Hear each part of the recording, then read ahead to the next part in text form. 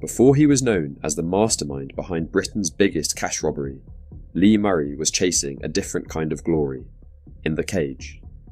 Born and raised in South London, Lee Murray grew up surrounded by drugs, crime, and street fights. By the time he was a teenager, he was already building a reputation on the streets of Bermondsey. But instead of fading into the background like most kids in his position, Lee had something else. A talent for violence. Not the kind that ends in jail cells and blood-stained pavements, but the kind that could sell out arenas. He started training in mixed martial arts before the UFC exploded in the UK.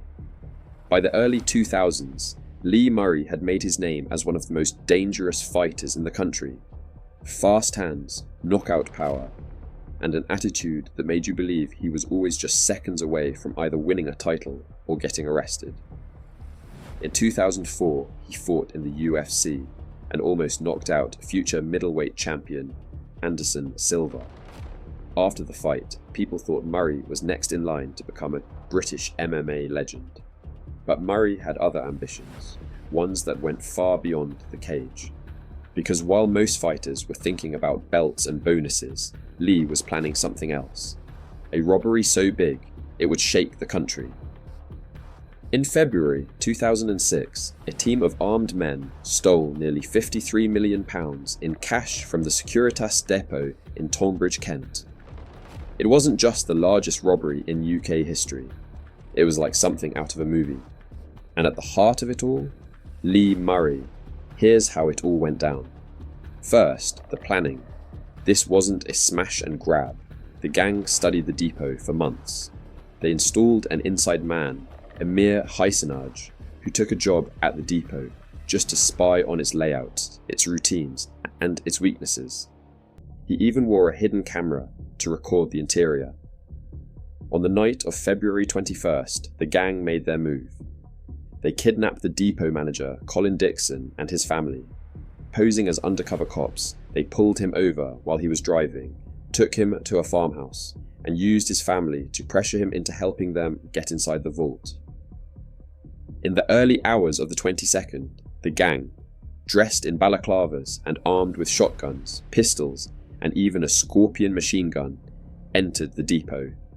They tied up 14 staff members and loaded it up a lorry with cash.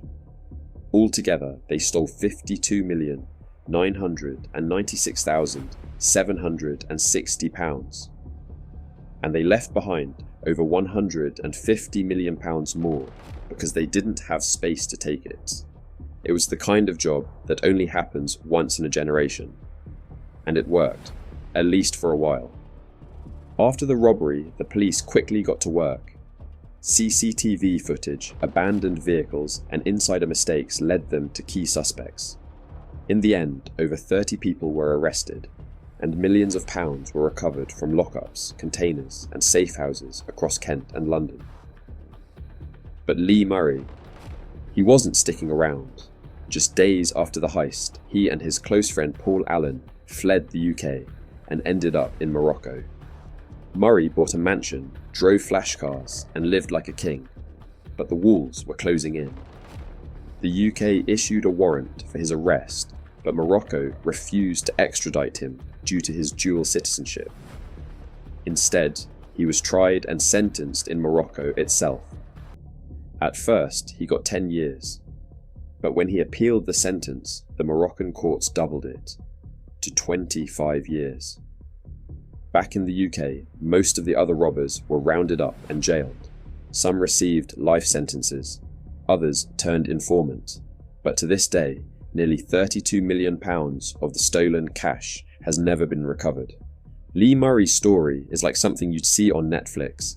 A working class kid with fists like sledgehammers goes from knocking people out in cages to masterminding the biggest robbery the UK has ever seen. He once said in an interview, "If I hadn't been locked up, I'd be a world champion."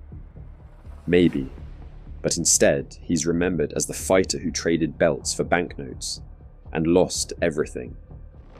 From octagon hopeful to underworld legend, Lee Murray's life is a brutal mix of ambition, ego, and chaos.